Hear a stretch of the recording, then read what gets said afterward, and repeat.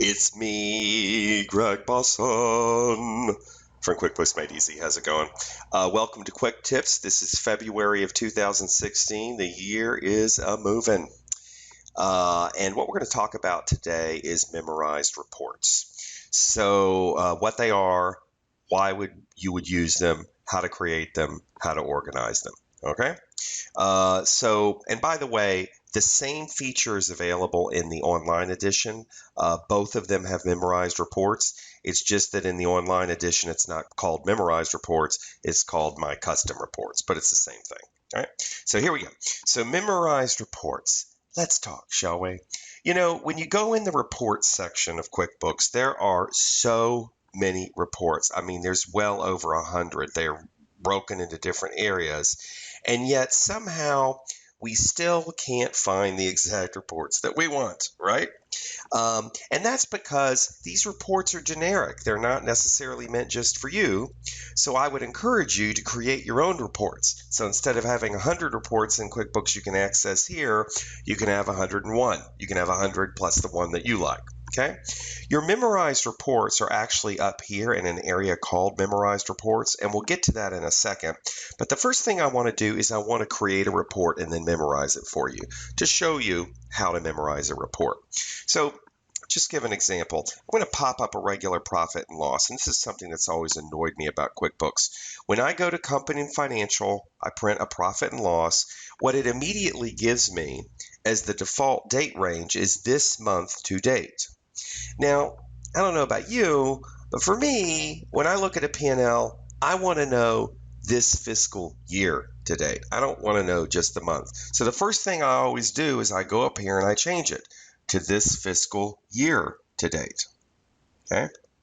Well, that's not hard to do, but I'm just kind of giving you this as an example of, you know what, I don't really necessarily want to make this change each time. I just want it to automatically come up with this fiscal year to date. So this is something where, you know what, I'm going to create a report that automatically does that.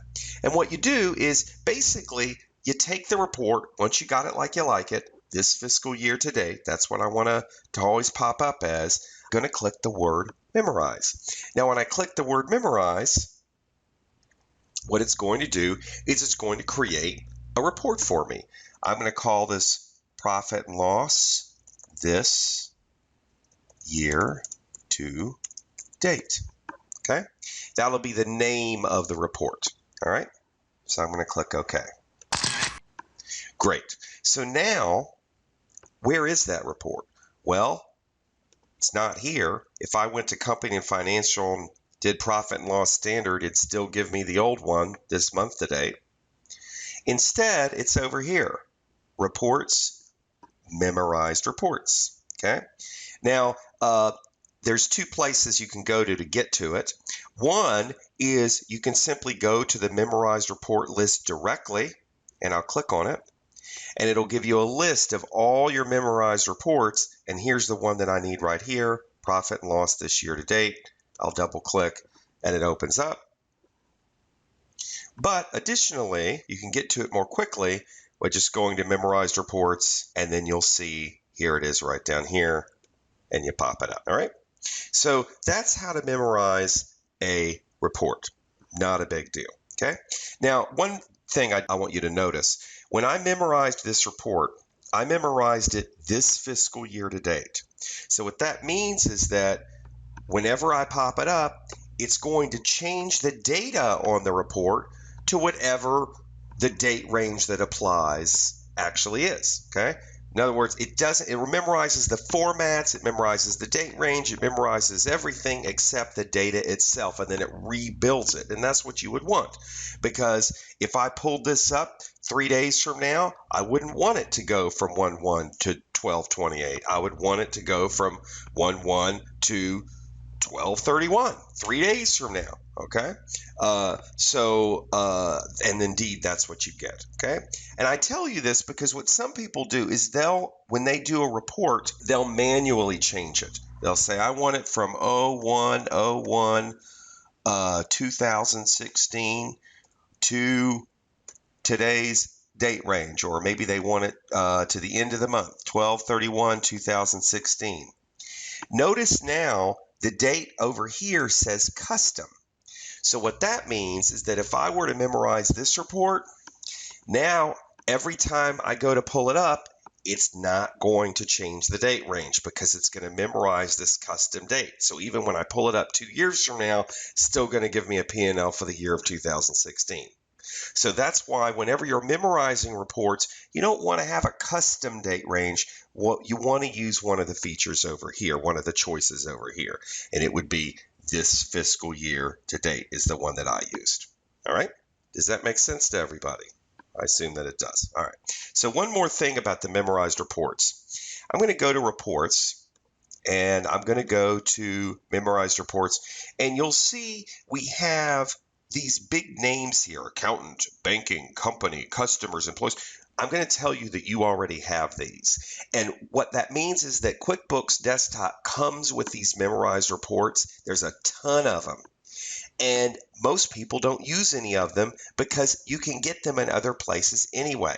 So like here's a P&L in the memorized report list, but I could have gotten to it by just going into company financial and clicking P&L. So the point is, I don't like all of these groups of memorized reports because QuickBooks gave them to me. I think that's presumptuous. I want to create my own customized reports, and I want to get rid of all these things that I don't use. And I will think you should too, because I'm perfect and you should do everything like I do. So anyway, I'm going to click Memorize Report List, and this is the other way to get to it.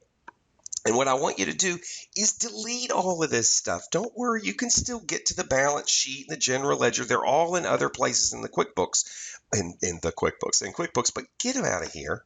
So to delete these things, you simply right-click and click Delete. Are you sure? Yes. Right-click and click Delete. Are you sure? Yes. Now, these names here, accountant, banking, company, these aren't reports. These are groups. They're headers under which your memorized reports exist. And you can't really get rid of a header. I'll try and do it because there are things underneath it. So first thing I have to do when I'm cleaning this up to make it good for me is I got to delete these. And again, these are the ones that came with your software. You can delete them. I encourage you to. Don't worry. They're in the regular part of the program. I'm just telling you to delete them out of your memorized report list so that your memorized report list won't be so unwieldy. Once I got rid of this, the things underneath accountant, now I can go ahead and delete that as well. All right. So, and I'll just do it for the others here.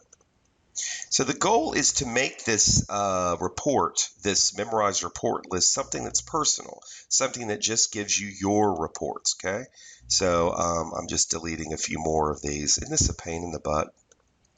I think I'll stop in a second here. I get real crazy with this stuff, and I want to make everything look perfect. But look at how much smaller it is now. Isn't that nice? I'll go ahead and leave these last two. The other thing that you can do is you can create a group.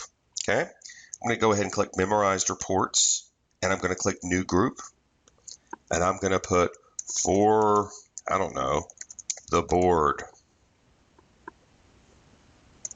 Okay, I'll click OK. That's for the board of directors, the owners, or whatever. Then what I'm going to do is I'm going to make this report part of it by, you see the little diamond here? If I click on this, I can drag it, and I'll drag it in one. Now it's part of that group, okay? Now, what's the benefit of even having a group like this? Well, it kind of organizes your memorized reports, but also you can process more than one at a time. Let me go ahead and create a new memorized report. I'll just do a balance sheet as of, we'll make it last month, and I'll memorize it from last month. There we go. So here it is. I'm going to click it, drag it down here, let it go, then pick it up again, move it in one.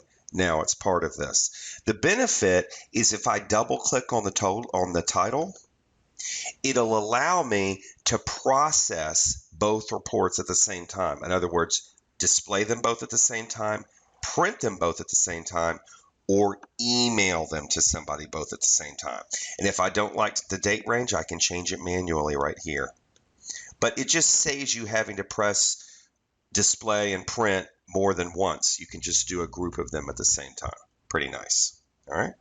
I think that's it for memorized reports. And oh, I will tell you, I'll just go over to the online edition, and it's called My Custom Reports in the online edition, but it's handled the same way. All right. Happy February. See you next month.